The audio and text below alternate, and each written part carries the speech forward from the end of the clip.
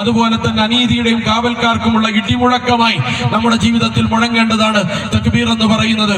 ഒരു വിവക്തയുടെയും ഒരു ശക്തിയുടെയും ഒരു അധികാരത്തിന്റെയും ഒരു വിവേചനത്തിന്റെയും ഒരു അനീതിയുടെയും ഒരു അക്രമത്തിന്റെയും മേൽ ഒരിക്കലും മുട്ടുകുത്തി വീഴില്ല എന്ന പ്രഖ്യാപനം.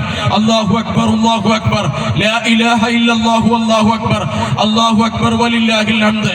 അതിനുവേണ്ടി ത്യജിക്കേണ്ടത് എന്തായാലും ശരി, അത് ത്യജിക്കാനുള്ള നിശ്ചയദാർഢ്യം.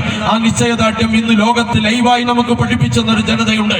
ആ ജനതയുടെ നിശ്ചയദാർഢ്യം കാരണം ഇസ്ലാമിനെ പഠിക്കാനും ആ നിശ്ചയദാർഢ്യത്തിന്റെ പ്രചോദനം ഖുർആനാണെന്ന് മനസ്സിലാക്കി ഖുർആനിലേക്ക് ആകർഷകരാകാനും 30 കോടി മനുഷ്യർ ഖുർആൻ പഠിക്കാൻ, 3 കോടി മനുഷ്യർ വിശുദ്ധ ഖുർആൻ പഠിക്കാൻ, 30 മില്യൺ ആളുകൾ, 3 കോടി മനുഷ്യർ ഖുർആൻ പഠിക്കാൻ തയ്യാറായതുമെല്ലാം ഈ ഗസയുടെ നിശ്ചയദാർഢ്യമാണ്. അതുകൊണ്ട് നിശ്ചയദാർഢ്യം എവിടെയാണ്? നിങ്ങൾ 1400 വർഷങ്ങളുടെ ചരിത്രത്തിലേക്ക് മാത്രം മൂളിയിട്ട് പോകേണ്ട ആവശ്യമില്ല. കൺമുന്നിലുണ്ട് നിശ്ചയദാർഢ്യത്തിന്റെ ചരിത്രം.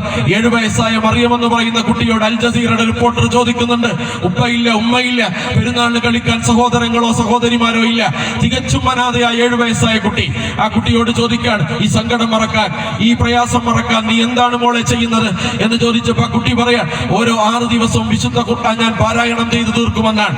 ഈ നിശ്ചയദാർഢ്യമാണ്, ഖുർആനോടുള്ളമായ ബന്ധമാണ്. മഹ്മൂദ് റമദാൻ എന്ന് പറയുന്ന 9 വയസ്സുകാരൻ ഖുർആൻ മനപ്പാഠമാക്കിയതിന് കുവൈത്ത് ഗവൺമെന്റിന്റെ ഗസ്റ്റായി സ്വീകരിക്കപ്പെട്ട കുട്ടിയാണ്.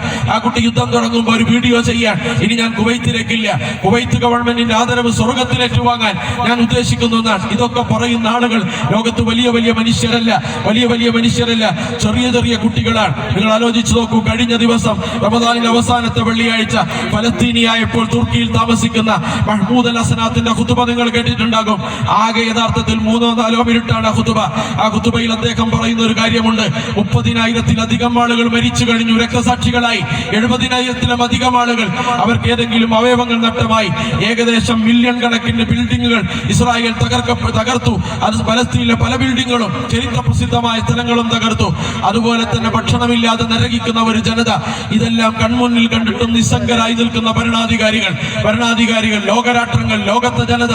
നിങ്ങളുടെ മുന്നിൽ എന്റെ കുത്തുബക്ക്, എന്റെ പ്രഭാഷണത്തിന് ഒരു സ്വാധീനം ചെലുത്താൻ കഴിയില്ല. അതുകൊണ്ട് സൊഫ് ശരിയാക്കൂ, നമസ്കരിക്കൂ. ഇതാണ് അദ്ദേഹത്തിന്റെ ഖുതുബ എന്ന് പറയുന്നത്.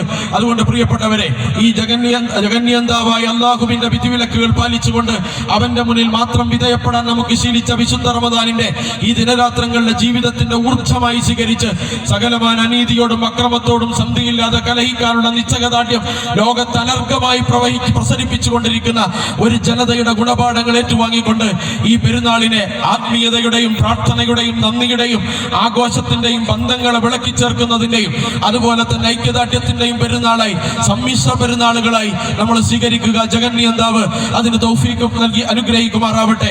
നമ്മുടെ ചെറുതും വലുതുമായ വീഴ്ചകൾ ജഗന്യന്താവ് പുറത്തു